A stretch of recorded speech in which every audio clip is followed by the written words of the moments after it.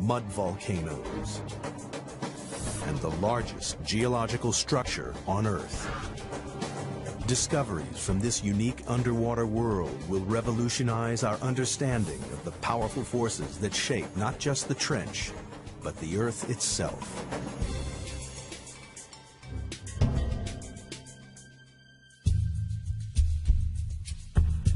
Hidden deep beneath the waves of the Western Pacific lies the Mariana Trench, the deepest point of all the oceans. The first step on the journey of what created this mysterious scar in the Earth's crust and how it continues to mold the planet takes us back to 1872, when a British research vessel, HMS Challenger, set out on the first ever mission to map the ocean floor. Throughout most of recorded history, men had just assumed that beyond a certain level the sea was pretty flat, pretty dead, fairly lifeless. They weren't expecting to find anything very interesting. For 4 years, the Challenger crisscrossed the oceans, covering 70,000 miles, a third of the distance to the moon. The crew plumbed the depths every 140 miles, using a total of 249 miles of rope and hundreds of pounds of lead weight.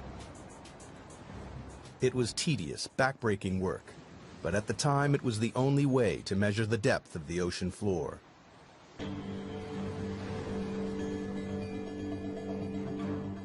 When they got to the Western Pacific, 200 miles off the island of Guam, the crew routinely lowered the rope for a measurement.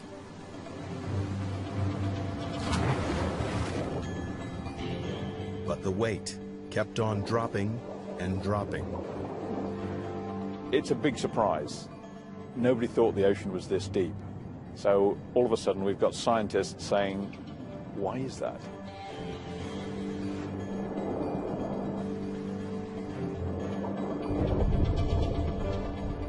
Eventually, the weight struck the bottom at 4,475 fathoms, nearly 5 miles beneath the ocean's surface. The scientists would be going, wow, we've found something, and what does it mean? Is it a little hole? Is it a big hole? What kind of feature is it down there? There's a whole lot of questions you get when you find this one spectacular reading. The Challenger expedition marked the birth of modern oceanography and provided the first crude map of the ocean floor. It showed how the ocean floor gently slopes away from the land and then plummets thousands of feet into vast flat plains. But the Western Pacific is different. It drops off again into the 5-mile deep hole, a hole that blew right out of the water the long-held belief that the sea floor was flat and featureless. And it spawned a mystery, because nobody could understand how this strange underwater feature came about. It would be 75 years before any answers emerged. It took a revolutionary new technology, sonar, to push the investigation forward to the next crucial stage.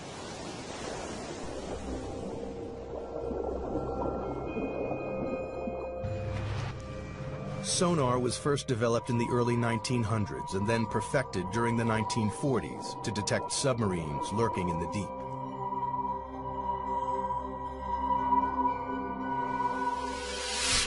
The system works by pumping sound waves through the water. The waves bounce off solid objects and are reflected back to a detector. By measuring the time it takes for the sound waves to bounce back, scientists realized they could build a remarkably accurate picture of the world beneath the waves. The world's major navies spend a lot of time and effort developing submarine hunting technology. Then the hydrographers discover that you can use this to chart the bottom of the sea, and it's an awful lot cheaper and easier than using large numbers of sailors pulling on ropes. In 1951, a British Navy research ship returned to the deep hole found by the Challenger expedition. But this time, they were armed with sophisticated new sonar equipment. And the results were amazing. Detailed sonar maps revealed that the deep hole in the Pacific Ocean floor isn't a hole at all, but part of a massive trench, 30 times deeper than the Empire State Building is high. It runs twice the length of California, 1,500 miles from the southeast of Guam to the northwest of the Mariana Islands. People were probably astounded by what they were seeing because clearly the ocean floor had enormous changes in relief, was very mountainous in some places, had great deeps in other places. To a geologist, this would be extremely exciting. Even within the trench itself, there are remarkable variations. At its southern end lies the greatest surprise of all. The seafloor drops down another 2 miles to its lowest point, a staggering 7 miles beneath the waves.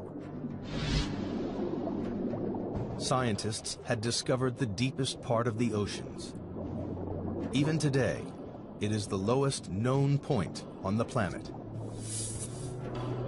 They named this part of the trench the Challenger Deep, in honor of the ship that discovered it. To get a sense of just how deep trenches are, if we take the height of Mount Everest, we would still have about a mile of water above us before we get to the ocean's surface.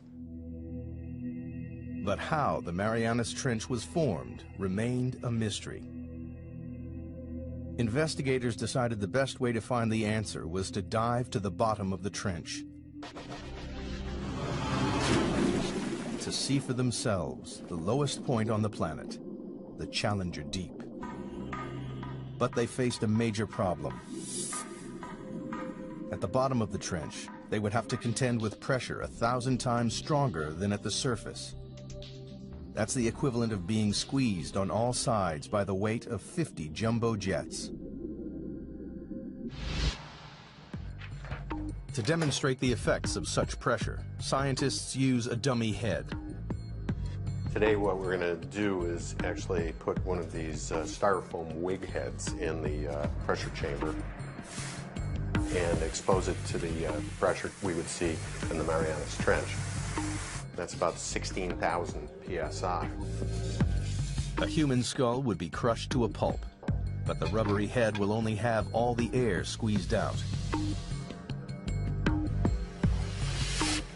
Wow, that's smaller. And here's what the original size was, just for comparison. Quite dramatic. Pretty stark difference between something that hasn't been 7 miles deep in the ocean and something that has. Glad I'm not going there. At the Mariana Trench, human life is impossible. We're not equipped to resist those kinds of pressures. And so it's necessary to protect humans from that type of an environment. The challenge to engineers was how to accomplish this. In 1953, Swiss scientist Auguste Piccard designed the Trieste, a pioneering vehicle that could withstand the crushing pressures.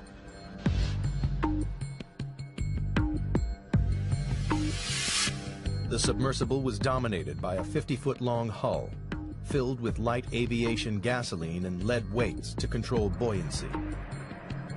Slung underneath it was a tiny 6-foot spherical cabin with 5-inch thick steel walls.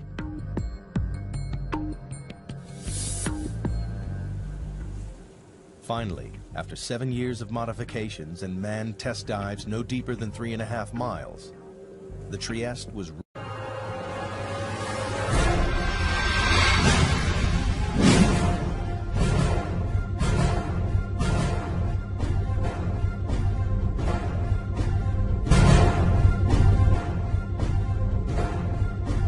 ready to attempt the 7 miles to the bottom of the trench. The commander of this perilous undertaking was U.S. Navy Lieutenant and deep-sea explorer Don Walsh. I know the astronauts that go through this all the time. Why do you have to be there? Why can't we just put up a robot to do things? We've got to be there because that's what we do. Only a few officers and scientists knew about the risky mission, which was launched in January 1960 from the western Pacific island of Guam. Guam in those days was kind of a backwater. It was just right for us because we were trying to do this project sort of out of sight because we weren't too sure it was going to work. The Navy just didn't want to be embarrassed by a failed science spectacular. Accompanying Walsh was the son of the Trieste designer, engineer and oceanographer Jacques Piccard. The two men would spend the next 9 hours squeezed inside the cramped sphere. And we had 20 cubic feet of space inside. That's about the same as a household refrigerator.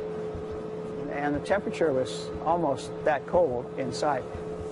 It was a drama. The story of how the Marianas Trench came to be is beginning to take shape. In 1874, British surveyors were the first to discover a 5-mile deep hole in the ocean. 75 years later, sonar mapping revealed the hole to be a vast 1,500-mile-long trench, with the deepest part 7 miles beneath the surface waves of the Pacific. To gather further evidence, 2 courageous men were about to undertake the most dangerous dive in history. They would venture into the abyss and go to the bottom of the Marianas Trench. The Marianas Trench is one of the most remote, inhospitable places on Earth. In January 1960, 2 deep-sea explorers, Don Walsh and Jacques Piccard, plunged into its depths on board the submersible, the Trieste.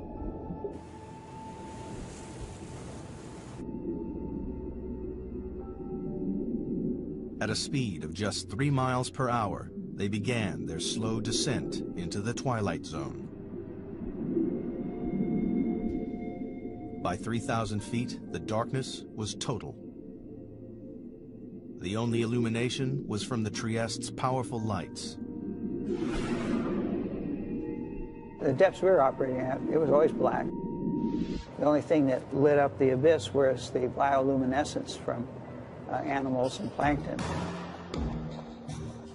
Like fireflies, they carry their own light sources with them. Encased in